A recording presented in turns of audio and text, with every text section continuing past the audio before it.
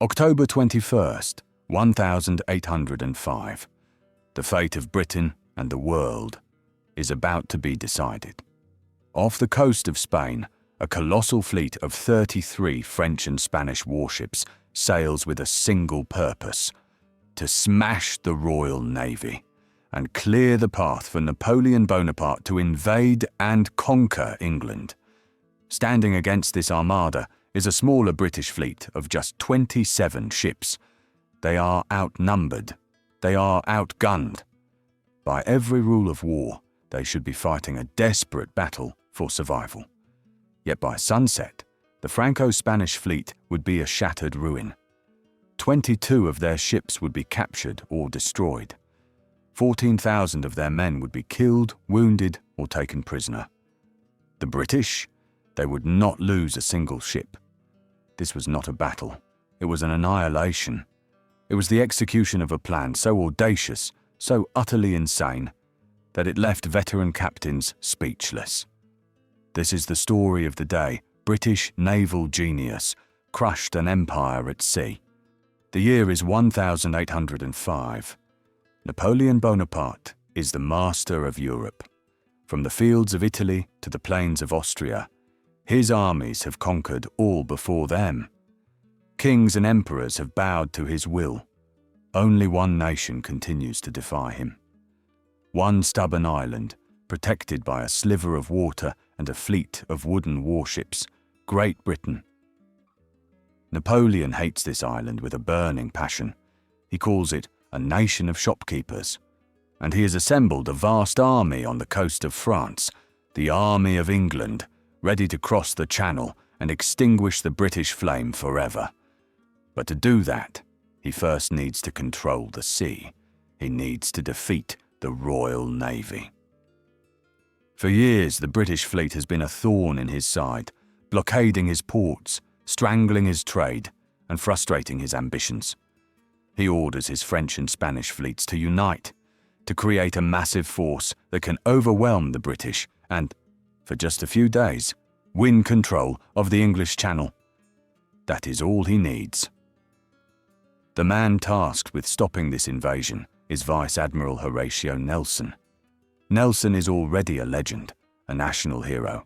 He is a warrior who has lost an eye in one battle and an arm in another. He is beloved by his men and trusted by his captains, his band of brothers. But Nelson knows that a conventional victory will not be enough. For decades, naval battles had become stale, predictable affairs. Two fleets would sail in long parallel lines, blasting away at each other from a distance. It was called the line of battle. These fights were often indecisive. The enemy could almost always slip away to fight another day. Nelson needed more. He needed a victory so total, so crushing, that it would remove the threat of invasion not for a day or a year, but for a generation. He needed to annihilate them. And so, in the great cabin of his flagship, HMS Victory, he gathered his captains and revealed his plan. The Nelson Touch. There would be no line of battle. There would be no cautious long-range cannonade. Instead, the British fleet would divide into two columns and sail directly at the enemy line, hitting it at a right angle. They would punch through the enemy's formation, shattering it into chaos. One column, led by his second-in-command, Admiral Collingwood, would attack the rear of the enemy fleet. Nelson himself would lead the second column, aiming for the center, seeking out the enemy commander. The plan was to create a brutal, close-quarters melee, a pell-mell battle, where the superior training, discipline, and gunnery of the Royal Navy would be decisive. British gun crews could fire 3 broadsides in the time it took the French or Spanish to fire 2. In a close-range brawl, that advantage would be devastating. It was a plan of breathtaking audacity. By approaching head-on, the lead British ships would be exposed to the concentrated fire of multiple enemy vessels for almost an hour, unable to fire back with their own main guns. They would have to endure a storm of iron, sailing directly into the mouth of the cannon. It was a terrifying gamble, but it was a calculated one. Nelson was betting the lives of his men on the belief that they could break the line before his own ships were crippled. He was betting that the enemy's vanguard, sailing miles ahead, would be unable to turn back in time to help the rest of their fleet. When he finished explaining, a silence fell over the cabin. Then his captains understood the sheer genius of it. This was not a plan for a battle. It was a plan for a total victory. On the morning of October 21st, the enemy was sighted off Cape Trafalgar. As the British fleet bore down, Nelson hoisted his final signal to the fleet. Not a complex tactical order, but a message that would echo through history. England expects that every man will do his duty. The two British columns sailed on, slowly, relentlessly, into the guns of the enemy. Admiral Collingwood's ship, the Royal Sovereign, was the first to hit the line. It cut through the enemy formation, unleashing a single devastating broadside that disabled one enemy ship in an instant. 15 minutes later, it was Nelson's turn. His flagship, HMS Victory, endured a horrific pounding as it approached. Cannonballs tore through its sails and rigging. Splinters the size of daggers ripped across the decks. Men were cut down. Still, they sailed on. Finally, the Victory pierced the enemy line, passing so close to the French flagship, the Bucentaure, that their yard arms almost touched. The Victory unleashed a massive broadside, a double-shotted blast from over 50 cannons that ripped through the stern of the French ship, dismounting 20 of its guns and killing or wounding 400 men in a matter of seconds. The line was broken.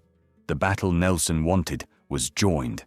All across the water, the fighting descended into a series of brutal individual ship-to-ship duels. The superior gunnery of the British crews began to tell. One by one, the great warships of France and Spain were overwhelmed.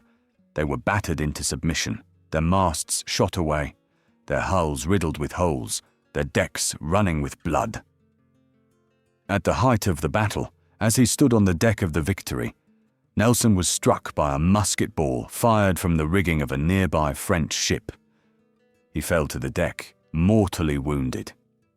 He was carried below, but he remained conscious, demanding updates from the battle above.